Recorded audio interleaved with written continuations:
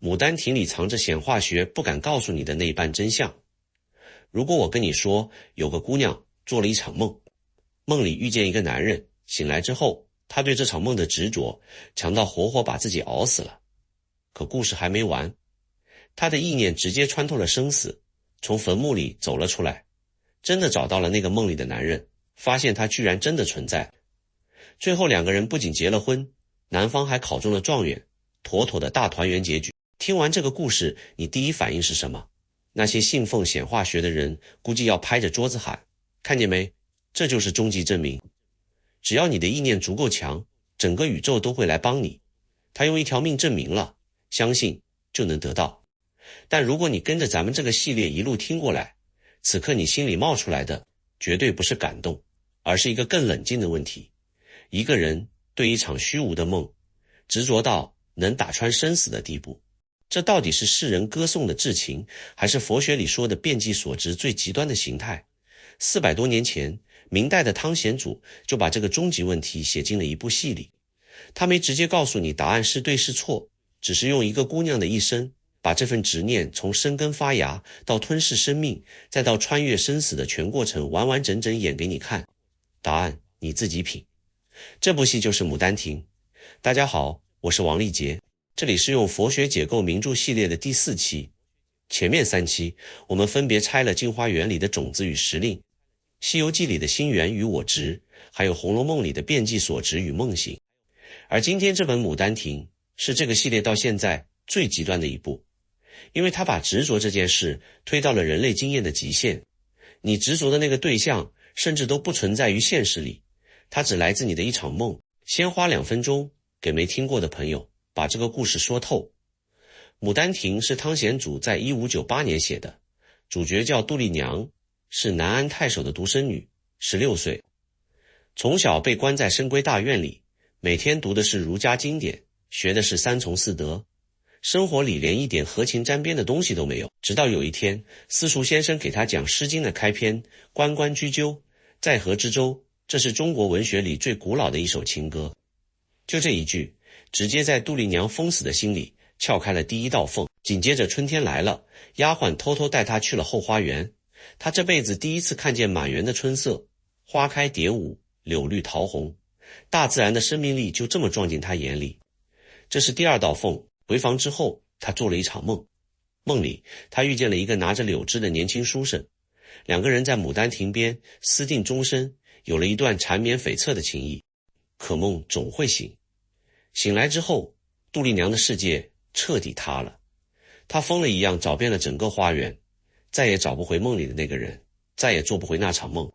从此，她日日夜夜念着一个现实里根本不存在的人，茶饭不思，日渐枯槁。就在那年的秋天，她死了。但故事最颠覆的部分才刚刚开始。杜丽娘死后，魂魄到了地府。判官一查，发现他还有一段人间姻缘没有了却，就给了他游魂的自由，让他回人间找人。结果他真的找到了，那个梦里的书生柳梦梅居然是真实存在的。后来柳梦梅按照他的嘱托掘开了坟墓，杜丽娘起死回生。最后柳梦梅考中了状元，杜丽娘也和父亲相认，所有人都觉得这是个圆满的爱情童话。故事讲完了，现在我们来拆透它的内核。先问第一个问题，杜丽娘在梦里爱上了一个素未谋面的人，这场梦到底是从哪来的？用佛学为实学的框架来看，答案特别清楚。我们每个人的潜意识深处都有一个叫阿赖耶识的种子库，你对爱的渴望，对被看见的期待，对生命完整的向往，这些念头从你出生的那一刻就像种子一样藏在这里。平时它沉睡着，只要遇到合适的机缘，就会瞬间炸开。而杜丽娘前16年的人生就是一个完全密封的铁盒子。太守府的深闺，严苛的女德教育，把所有能触发这些种子的机缘全挡在了外面。直到诗经和后花园的春色给这个铁盒子撬开了2道裂缝。关关雎鸠哪怕被包装成儒家的教化教材，它骨子里传递的依然是世间有深情这个信号。这是杜丽娘的意识第一次接收到关于情的信息。而满园的春色是大自然最直白的生命力，它无声地告诉杜丽娘，生命本来就该是绽放的，你凭什么要把自己关起来？两道裂缝一叠加，那颗沉睡了16年的种子，机缘瞬间具足，直接炸了。可问题来了，种子炸开了，涌出来的汹涌的渴望，现实里根本没有东西能接住，他的生活里没有一个真实的人能承接这份突如其来的爱意。于是他的意识做了一件最极致的事，自己造了一个。在梦里，他的阿赖耶识调用了所有关于理想爱人的参数，凭空渲染出了一个完美的书生，拿着柳枝，温柔多情，刚好出现在牡丹亭畔，刚好满足他所有的期待。这就是佛学里说的遍计所值，最纯粹最极致的形态。什么叫遍计所值？说白了，就是你对一个事物脑补出了一套完全不存在的意义，然后死死抓住不放，把它当成了唯一的真实。上一期我们讲《红楼梦》，林黛玉的情执，好歹还有个真实的贾宝玉站在她面前，她的执念是给真实的人加了一层厚厚的滤镜。可杜丽娘呢？她连这个真实的对象都没有，她执着的是一个100%由自己的意识生成的幻象。如果说林黛玉是戴着有色眼镜看世界，那杜丽娘就是闭着眼睛在眼皮内侧看自己投影出来的电影，然后爱上了电影里的男主角。接下来最关键的转折点来了，梦醒了。正常人梦醒了就醒了。你昨晚梦见中了500万，早上起来哈哈一笑，该上班上班，该搬砖搬砖。为什么？因为你的意识能分清梦和现实，你心里有个基线，梦里的东西不算数。可杜丽娘没有这条基线，她16年的人生里从来没有体验过真实的情感冲击，她的意识系统里根本就没有梦里的爱不算数这个规则。对她来说，那场梦是她这一辈子体验过的最强烈、最真实、最完整的生命感受，比她醒着的16年加起来都要真实。她的意识直接把这场梦的权重调到了比现实更高的位置。从这一刻起，现实世界变成了无关紧要的背景音，梦里的那个书生变成了他生命里唯一的信号。他一次次跑回花园，想找回那场梦，找不到。他对着自己的画像发呆，因为他觉得画里的自己比镜子里的自己更接近梦里那个被爱着的模样。他的整个感知系统被这场梦彻底重新编程了，然后他死了。他不是病死的，是那颗执着的种子，在没有任何外部滋养的情况下，把他全部的生命能量彻底抽干了。你想想那个画面，一个16岁的姑娘，没有遭遇战争，没有染上恶疾，没有遇到任何外界的灾难，就因为自己意识里生成的一个幻象，活活把自己耗死了。听到这里，你还觉得这只是一个浪漫的爱情故事吗？但故事到这里还没完，接下来的内容才是牡丹亭最值得我们深想的部分。杜丽娘死了，可她的执着直接穿透了生死的边界。佛学里说，什么力量能穿越生死？是业力。更准确地说，是阿赖耶识里那些权重极高、执着极深的种子模式。一个人临终前心里最强烈的那个念头，会直接决定你下一段生命旅程的方向。杜丽娘临终前最强烈的念头是什么？是那个梦里的书生。他的情着种子在死亡的那一刻，非但没有消散，反而成了他穿越生死的唯一通行证。这件事换个角度看，就一点都不浪漫了。佛学里轮回的驱动力是什么？就是这个东西。你死的那一刻，心里抓得最紧的东西，会直接把你牵引到下一段循环里。贪爱的人因贪爱而流转，嗔恨的人因嗔恨而流转，嗔恨的人因嗔恨而流转。而流转，显化学天天跟你喊，你的信念创造了你的现实。这句话没错，杜丽娘的信念确实创造了她的现实，但这个创造的本质根本不是什么吸引力法则，而是轮回。她的执着没有给她带来觉醒，反而把她拖进了一个不得不继续追寻的生死循环里。这就是汤显祖藏在浪漫爱情外壳下面那层最扎心的真相。你可能会说，可他最后不是找到了柳梦梅吗？不是复活了吗？不是大团圆了吗？是，这些都发生了。但你仔细想一个问题，复活之后的杜丽娘有没有哪怕一个瞬间醒过来？有没有哪怕一个时刻，她意识到我当初拼死拼活执着的那个东西，其实是我自己造出来的幻象？没有，她只是得到了她想要的东西而已。这就是《牡丹亭》和《红楼梦》最深层的区别。《红楼梦》里，贾宝玉在失去了一切之后，那层遍计所执的滤镜碎了，他从梦里醒过来了。可《牡丹亭》里，杜丽娘从头到尾都没有醒，她的执念强到打穿了生死，找到了那个人，把当初那场虚无的梦彻底变成了现实。但这恰恰意味着她的遍计所执被彻底验证了。那颗执念的种子非但没有被转化，反而被永久加固了。你可能会问，汤显祖自己知道他写的是什么吗？他太知道了。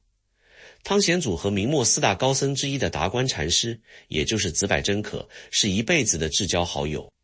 紫柏真可是真正的佛法实修者，汤显祖和他交往了几十年，他对佛学的理解根本不是书本上的皮毛，是从实修者身边一点点泡出来的。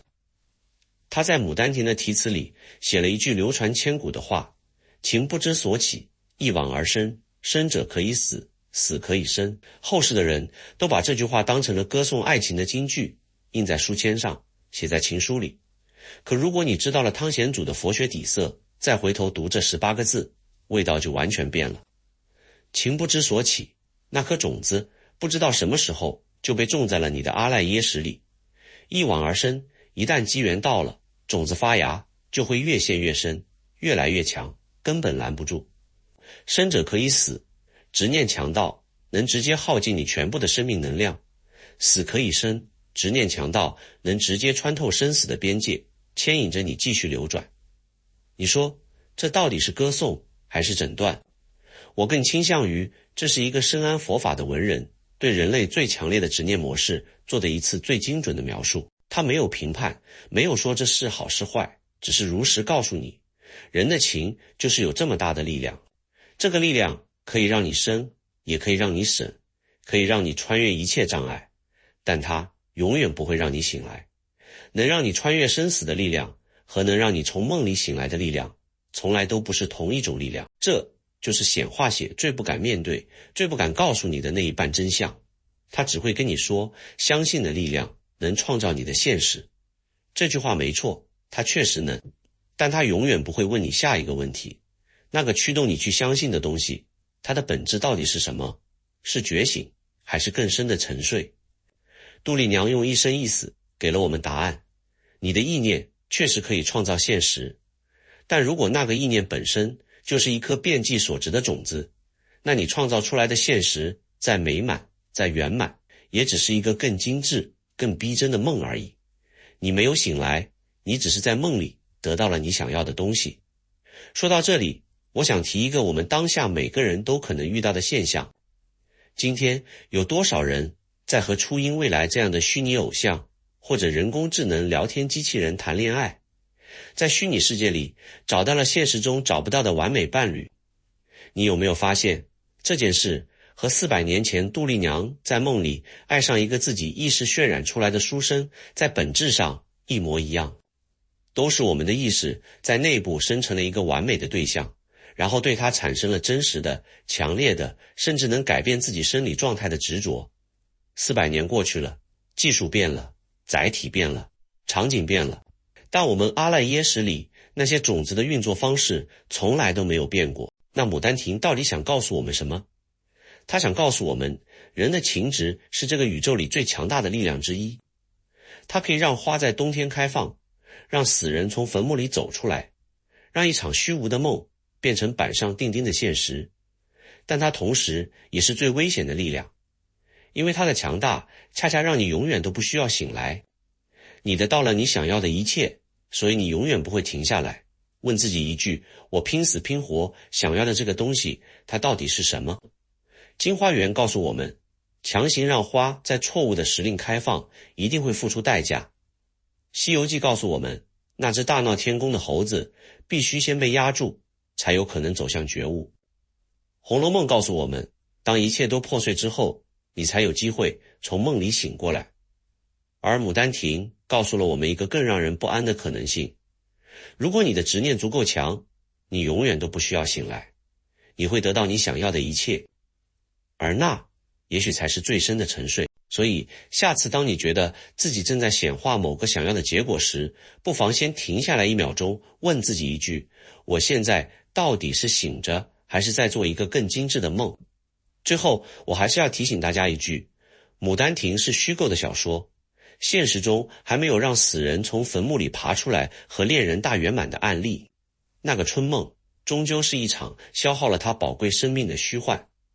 对于今天的内容，你有什么想法？